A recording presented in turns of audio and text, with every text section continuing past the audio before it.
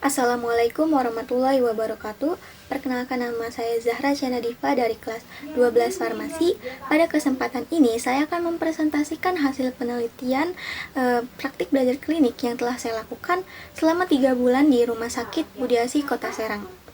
Saya sebelumnya ingin mengucapkan terima kasih kepada Bapak Sarjito SSIMK selaku Ketua Yayasan Pendidikan Pelita Cendikia, Bapak Idariawan SPD selaku Kepala Sekolah SMK Sains Medika Kota Serang, serta seluruh guru dan staf di SMK Sains Medika Kota Serang.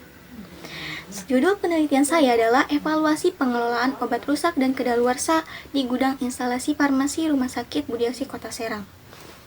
Mari kita mulai presentasinya. Yang pertama, rumusan masalah. Yang pertama, apa penyebab utama terjadinya obat rusak dan kedaluarsa di instalasi farmasi Rumah Sakit Budi Asih Kota Serang? Yang kedua, bagaimana cara penyimpanan obat rusak dan kedaluarsa di gudang instalasi farmasi Rumah Sakit Budi Asih Kota Serang? Dan yang ketiga, bagaimana prosedur pemusnahan obat rusak dan kedaluarsa di Rumah Sakit Budi Asih Kota Serang? Selanjutnya, tujuan penelitian. Yang pertama, untuk mengetahui penyebab utama terjadinya obat rusak dan kedaluarsa di instalasi farmasi Rumah Sakit Budi Asih Kota Serang. Yang kedua, untuk mengetahui cara penyimpanan obat rusak dan kedaluarsa di gudang instalasi farmasi Rumah Sakit Budi Asih Kota Serang. Dan yang ketiga, untuk mengetahui prosedur pemusnahan obat rusak dan kedaluarsa di Rumah Sakit Budi Asih Kota Serang. Selanjutnya, manfaat penelitian. Yang pertama, manfaat bagi rumah sakit, yaitu meningkatkan kualitas pelayanan melalui pengelolaan obat yang lebih baik dan menjamin keselamatan pasien dengan obat yang aman dan efektif. Yang kedua, manfaat bagi sekolah atau institusi pendidikan, yaitu menjadi referensi akademik bagi siswa dan guru dan membantu memperbarui kurikulum di bidang manajemen farmasi. Selanjutnya, manfaat bagi peneliti, yaitu menambah wawasan dalam manajemen farmasi serta meningkatkan keterampilan dalam evaluasi pengelolaan obat rusak dan kedaluarsa.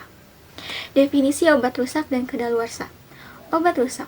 Obat rusak adalah keadaan obat yang tidak dapat digunakan lagi karena rusak secara fisik atau mengalami perubahan bau dan warna karena dipengaruhi oleh udara yang lembab, sinar matahari, suhu yang tidak stabil, dan ataupun goncangan fisik sehingga tidak memenuhi standar mutu, keamanan, dan khasiat. Faktor yang mempercepat obat rusak atau kedaluarsa. Yang pertama, kelembapan, yang kedua, suhu, dan yang ketiga, cahaya. Obat kedaluarsa. Obat kedaluarsa adalah obat yang telah melewati tanggal kedaluarsa yang tertera pada kemasan, menunjukkan bahwa obat tersebut sudah tidak layak untuk dikonsumsi atau digunakan. Nah, beberapa faktor yang dapat menyebabkan obat menjadi kedaluarsa meliputi yang pertama, keterbatasan sumber daya. Yang kedua, pemilihan metode perencanaan yang kurang tepat. Yang ketiga, penyimpanan obat yang tidak memenuhi standar. Yang keempat, sistem pencatatan dan pelaporan yang kurang efektif. Yang kelima, perubahan dalam pola peresepan. Yang keenam, munculnya penyakit baru di masyarakat. Yang ketujuh, komunikasi yang tidak efektif antara pihak farmasi dan pengguna atau dokter, serta berbagai masalah lain terkait ketersediaan obat.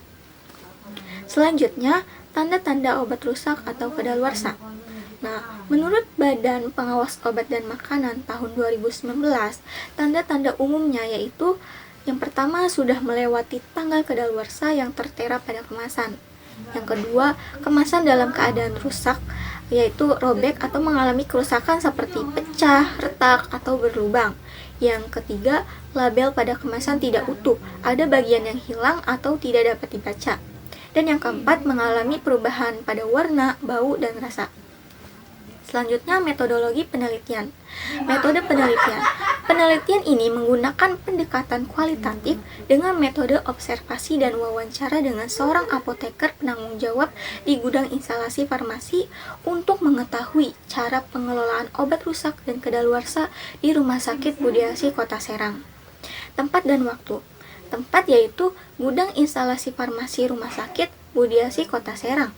Waktunya periode September, Oktober, dan November tahun 2024. populasi, yaitu semua obat dan bahan medis habis pakai di gudang IFRS Budiasi Kota Serang pada periode September, Oktober, dan November 2024. Sampel yaitu semua obat dan BMHP yang rusak dan kedaluarsa pada periode yang sama.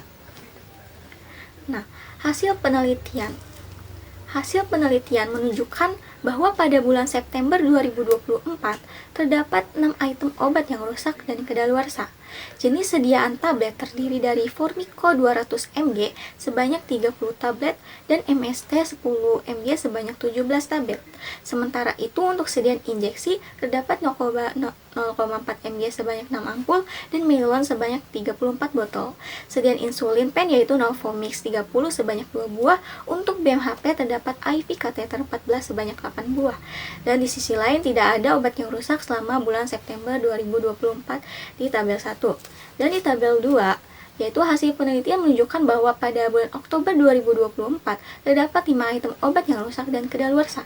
Jenis sediaan tablet terdiri dari Acarbose 50 mg sebanyak 178 tablet, sementara itu untuk sediaan kapsul terdapat Norflam sebanyak 214 kapsul, sediaan kaplet terdapat Kiten sebanyak 9 kaplet, untuk sediaan injeksi terdapat Dopamin sebanyak 5 ampul, serta sediaan krim terdapat Hyalukrim sebanyak 2 tub.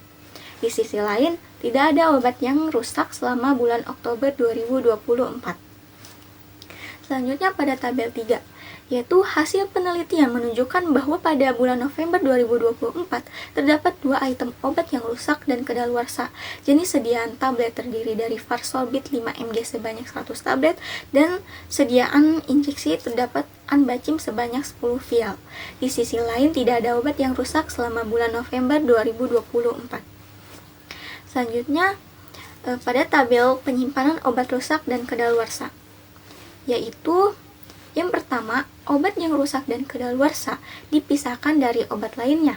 Dicatat nama obatnya, jenisnya, nomor batch, jumlah, dan tanggal kedaluarsanya. Gunanya yaitu untuk memudahkan pencatatan dan pengelolaan stok. Yang kedua, sebelum dilakukan pemusnahan, obat disimpan di lemari khusus obat rusak dan kedaluarsa dan diberi label. Gunanya untuk menghindari penyalahgunaan dan melindungi pasien. Yang ketiga, penyimpanan berdasarkan jenis sediaannya. Gunanya untuk menghindari kontaminasi. Yang keempat, untuk obat yang tanggal kedaluarsanya 6 bulan lagi disimpan terpisah dan akan dilakukan retur. Syarat retur yaitu telah melakukan konfirmasi pada pihak PBF terkait. Gunanya untuk memudahkan saat akan diserahkan pada pihak PBF. Lalu yang terakhir, lemari dikunci dan kunci disimpan oleh apoteker penanggung jawab di gudang. Fungsinya itu untuk keamanan. Selanjutnya tabel checklist kesesuaian SPO pemusnahan, yaitu yang pertama, catat jenis dan jumlah perbekalan farmasi yang akan dimusnahkan dalam formulir yang telah disediakan dan ditandatangani oleh kepala instalasi farmasi. Sudah sesuai. Yang kedua, membuat surat pengajuan kepada direktur rumah sakit untuk memusnahkan obat yang telah dicatat untuk dimusnahkan. Yang kedua juga sudah sesuai. Yang ketiga, musnahkan perbekalan farmasi yang kedaluarsa atau cacat atau rusak tersebut melalui pihak ketiga, yaitu setelah mendapat persetujuan dari direktur rumah sakit dan disertai dengan bukti serah terima barang dari instalasi farmasi ke bagian kesehatan lingkungan untuk selanjutnya diserahkan kepada pihak ketiga. Yang ketiga juga sudah sesuai. Yang keempat, kemudian buat berita acara pemusnahan perbekalan farmasi yang ditandatangani oleh kepala instalasi farmasi dan petugas yang melaksanakan pemusnahan untuk diketahui oleh wakil seksi pelayanan. Yang keempat juga sudah sesuai. Yang kelima, laporan berita acara pemusnahan kepada direktur. Yang kelima juga sudah sesuai. Selanjutnya pembahasan. Nah, dari hasil penelitian yang dilakukan untuk mengevaluasi pengelolaan obat rusak dan kadaluarsa di gudang instalasi farmasi Rumah Sakit Budiasi Kota Serang selama bulan September, Oktober, dan November 2024 menunjukkan bahwa tidak ada obat yang mengalami kerusakan. Namun, banyak obat yang telah melewati tanggal kadaluarsa ditemukan, yang terdiri dari berbagai bentuk sediaan seperti tablet, kapsul, kaplet, injeksi, insulin, sediaan krim, serta BMHP atau bahan medis habis pakai. Yang pertama, penyebab utama obat rusak atau kadaluarsa. Menurut hasil wawancara dengan apoteker penanggung jawab di gudang instalasi farmasi, kebanyakan obat kadaluarsa disebabkan oleh pola peresepan yang berubah-ubah. Pola peresepan dokter berubah-ubah yang menyebabkan obat-obat yang digunakan juga berubah. Akibatnya banyak obat tidak digunakan dan akhirnya menumpuk. Nah, pihak rumah sakit dapat mengatasi masalah obat yang hampir kadaluarsa dengan memberikan rekomendasi kepada dokter untuk meresepkan obat-obat tersebut terlebih dahulu.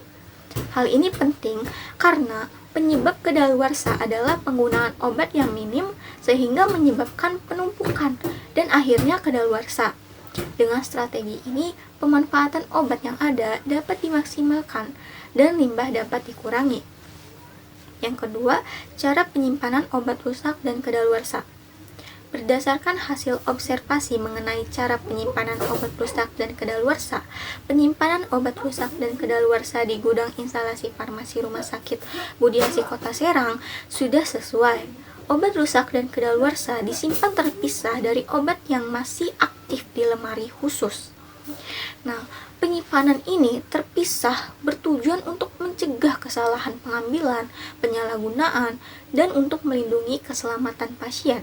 Selain itu, penyimpanan tersebut juga berfungsi sebagai tempat penampungan obat yang akan dimusnahkan dan obat yang akan diretur kepada distributor.